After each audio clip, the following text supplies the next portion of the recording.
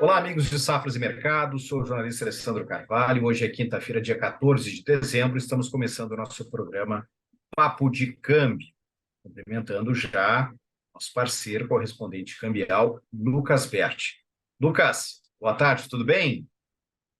Boa tarde, Alessandro. Tudo ótimo aqui com vocês em Porto Alegre. Tudo muito bem, muito calor por aqui, mas vamos em frente.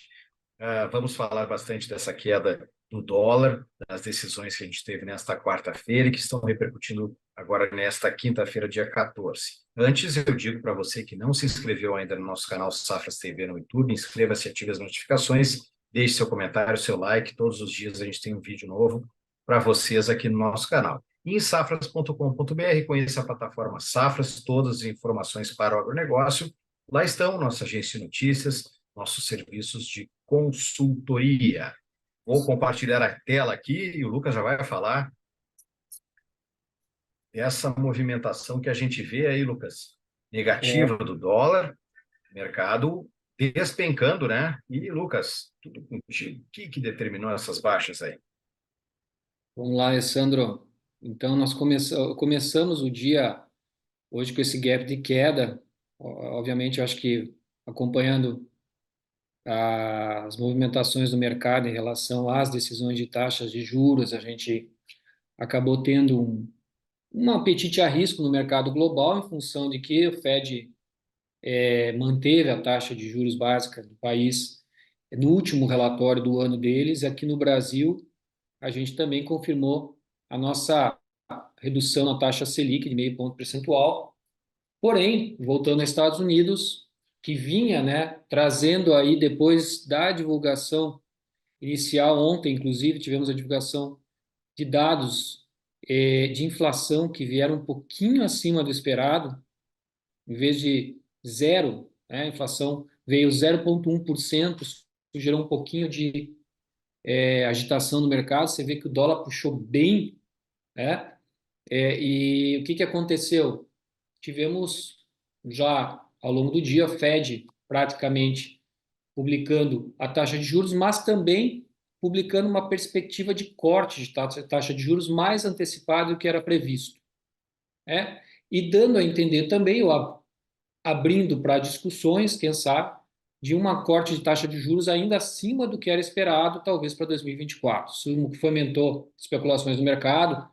Dólar que vinha operando quase, você vê ali no nosso gráfico, se a gente observar, desde o dia 21 de novembro, não, antes ainda, vamos ver ali do dia 14 de novembro, a gente vai ver o gráfico numa tendência desses dias de uma linha de oscilação, porém um canalzinho de alta, né? Hoje esse canal de alta foi rompido, a gente chegou a projetar, quem sabe, dólar podendo alcançar os R$ 5 ontem, mas você vê que puxou bem e foi a puxada dos últimos dias, se você olhar bem, a máxima quase de 4,98, dólar entrou numa derradeira depois do Fed e abriu essa manhã de novo em queda.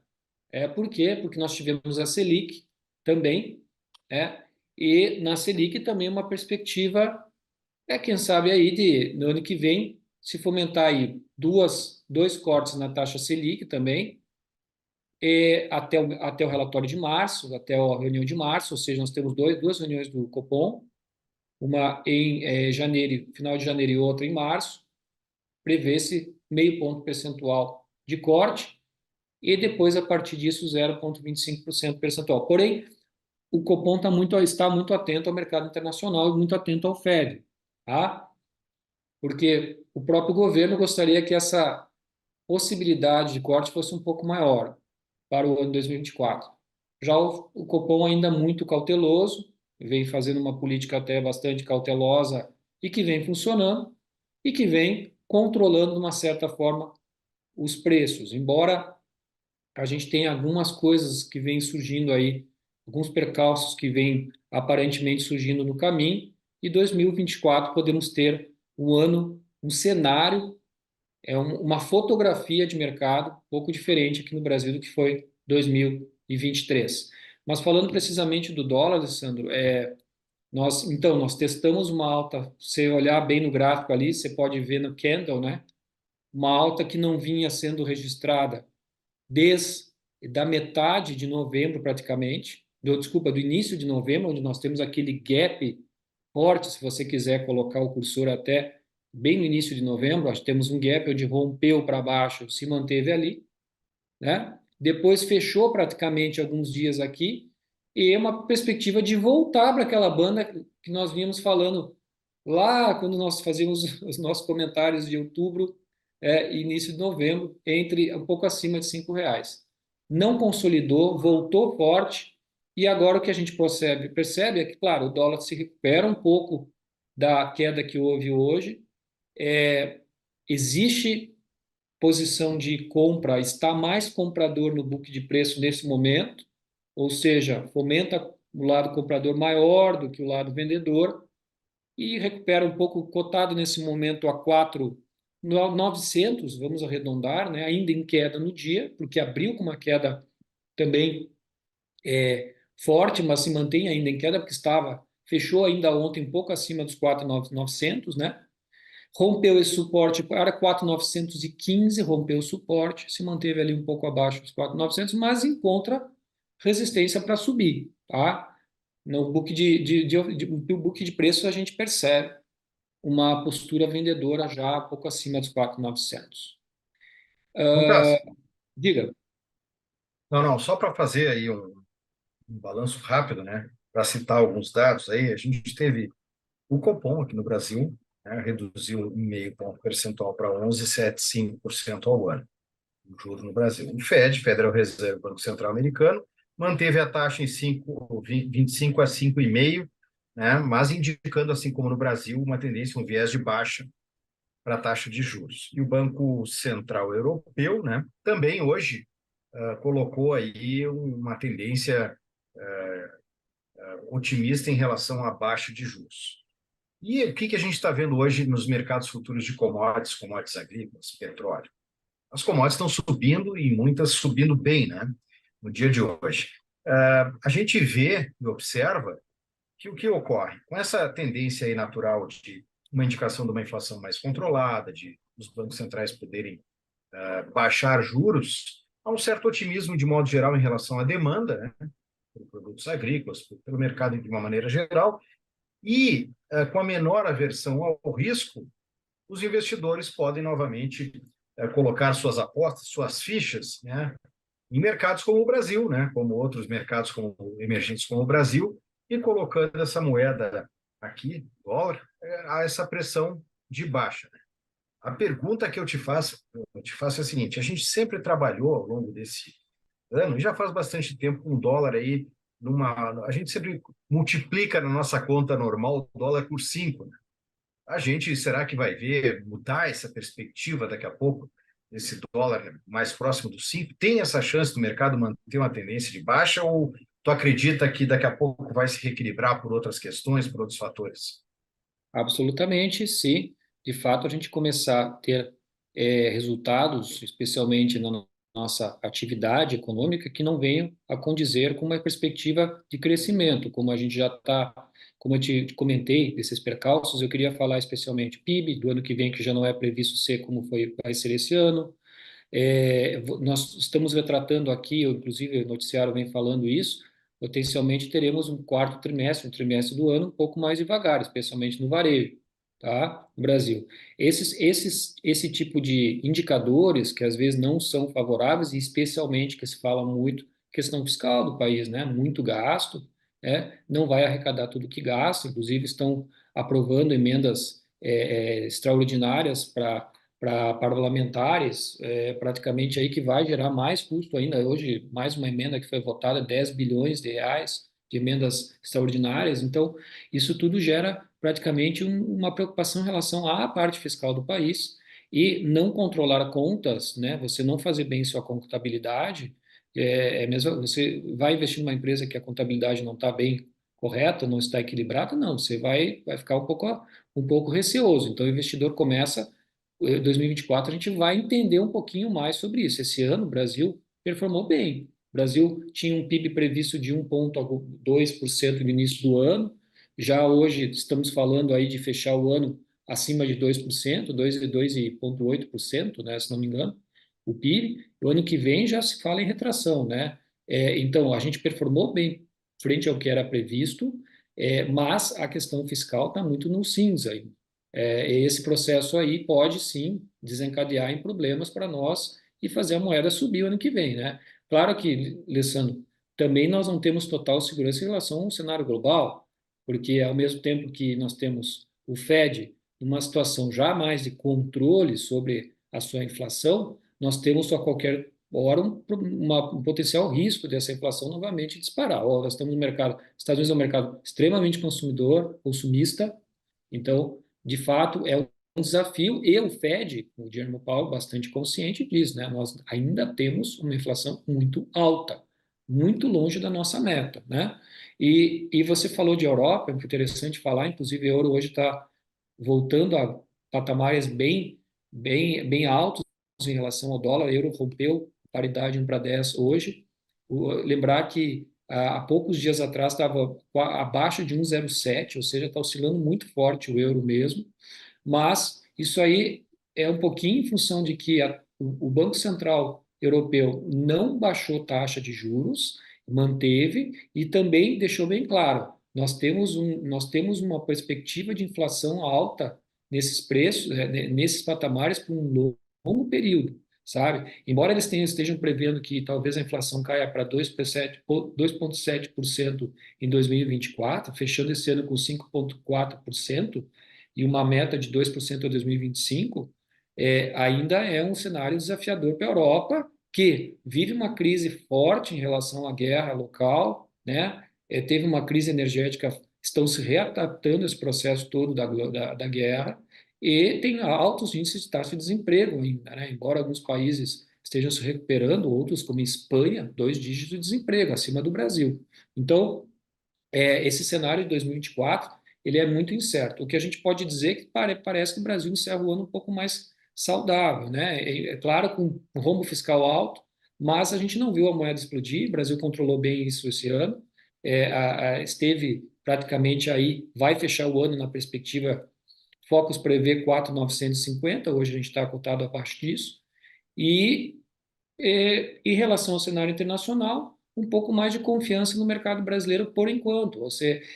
Frente a moedas emergentes, eu tenho denotado aqui, inclusive, anotado quais que são praticamente as moedas que recuperaram bem, foi o peso colombiano e também o peso mexicano. Subiram bem mais que o Brasil, mas também tinham caído muito na pandemia, né? Mas são países que estão performando bem, sua economia, México especificamente, estável. E Brasil, nesse momento, se você pensar em outros emergentes que a gente tinha no passado, que eram competidores, né, quando falava em apetite e risco, que era a Turquia, a Rússia, esses países estão com economias bastante desequilibradas, né, bastante instáveis. Né? A Turquia com praticamente aí desvalorização de mais 50% na moeda no ano. É bastante.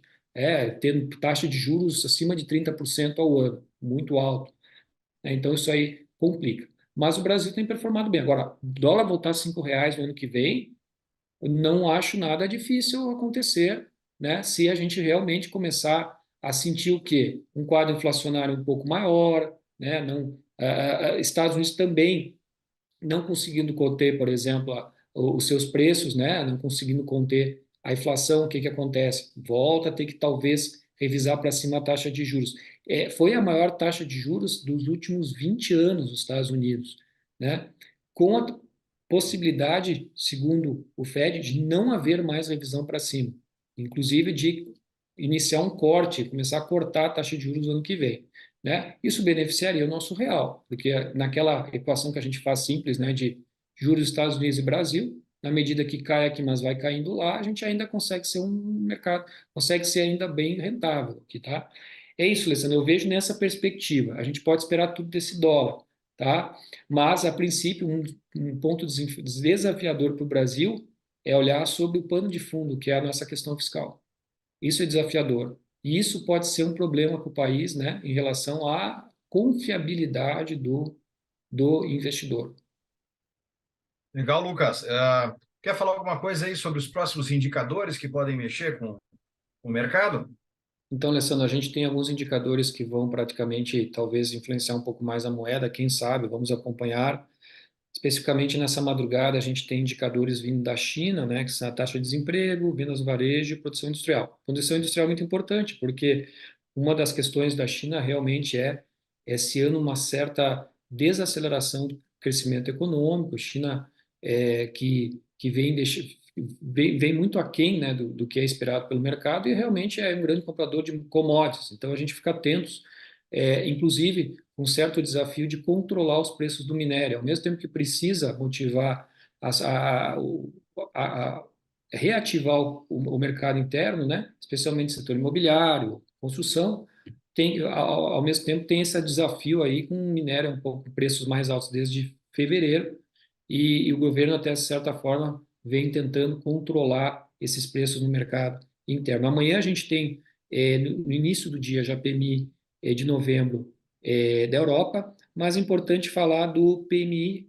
dos Estados Unidos, 11,45 de novembro, também dado que pode, sim, sem dúvida, aí, praticamente mexer nas moedas. Eu diria que a gente terá também para as próximas semanas as atas, né? Copom e Fed são importantes porque uma coisa é a decisão da taxa de juros, outra coisa é todo o discurso por trás das taxas de juros, né? As perspectivas traçadas pelos dirigentes. Então, isso aí é importante a gente acompanhar nesse momento. Mas, a princípio, a gente vem encerrando o ano, se nada extraordinário acontecer, com dólar até o momento abaixo dos R$ 5. E quando a gente vinha falando nesse período do ano passado, a gente falava que o dólar ia explodir, né? Não foi o que aconteceu. Olha que legal, Lucas. E então, o teu recado final, Lucas, falando sobre tendência, que tu, olha, não somos, não temos bola de cristal, a gente sempre fala isso, mas tu diria que tu acredita mais no mercado, diante de toda essa cautela que existe com questões fiscais no Brasil, mercado que pode, de novo, ter esse dólar subindo, é mais interessante o momento para o comprador, para o vendedor? O que tu acha, Lucas? Eu sempre sou da opinião que dólar abaixo dos 5 é bom para o comprador.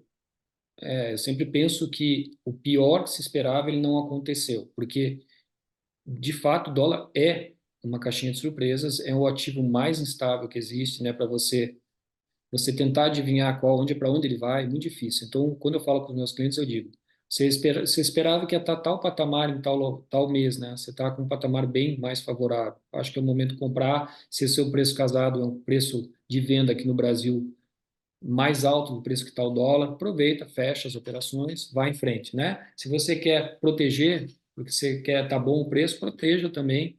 É mais desafiador para o pessoal da agricultura, né? Porque o pessoal da agrícola sempre espera que o preço dê uma subidinha, né?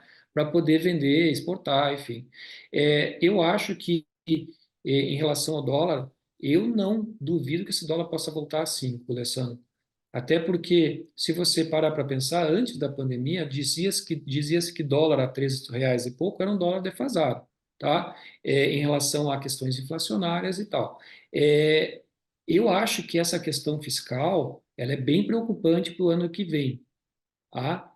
A gente não tem praticamente uma noção de quanto vai ser esse gasto extra e as perspectivas em relação ao que se vendeu e atividades esse ano para que vai ser os recebíveis do ano que vem, me parece que vai ter uma redução forte, né? A princípio. Então, pelas perspectivas que eu estou vendo, me parece que vai ser um ano desafiador para manter dólar abaixo dos 5. Acho que assim responde a tua pergunta, não? Com certeza, Lucas. Excelente. Lucas, não sei se a gente vai ter mais um papo de câmbio nesse ano de 2023, mas eu quero agradecer a nossa parceria, agradecer a ti, que foi uma parceria muito legal. Não sei, quer falar alguma coisa do teu serviço, mas eu já digo que está a informação do Lucas, como chegar para os serviços dele relacionados a câmbio, está na descrição do nosso vídeo. Lucas, agora sim o teu recado final. Bom, Alessandro, eu quero agradecer, de fato, a agência Safras Mercado, que eu conheço vocês há muito tempo, já estive aí com vocês, e, sem dúvida, é muito importante esse espaço, porque uma coisa é a questão técnica do dólar, né? E a outra coisa é quando você acompanha no dia a dia o dólar e a dificuldade de quem precisa comprar e vender dólar, né? É uma tensão. Existem existem estratégias que elas são do dia a dia que a gente monta, que são bem mais tangíveis e bem mais fáceis de fazer com que o operador, o exportador não sinta aquela dor quando está operando, né? Então, de fato, para mim é um privilégio estar nesse programa com vocês, poder falar daquilo que eu faço todo dia, que é acompanhar essa moedinha, né, essa verdinha que sobe e desce, tá? E também de poder estar aí participando com vocês da equipe Safras. Vocês são uma empresa tradicional, é um privilégio estar aqui. Desejo um final de ano fantástico para vocês todos da equipe, tá bom? Excelente, Lucas. Um excelente final de ano, um bom Natal, boas festas para ti e para tua família. E destacando que, mais uma vez, que o contato do Lucas está na descrição do vídeo, nossas redes sociais todas também estão lá, assim como os nossos próximos cursos e eventos, tem o link lá para você se inscrever. Lucas, forte abraço, muito obrigado mais uma vez. Obrigado, para você também.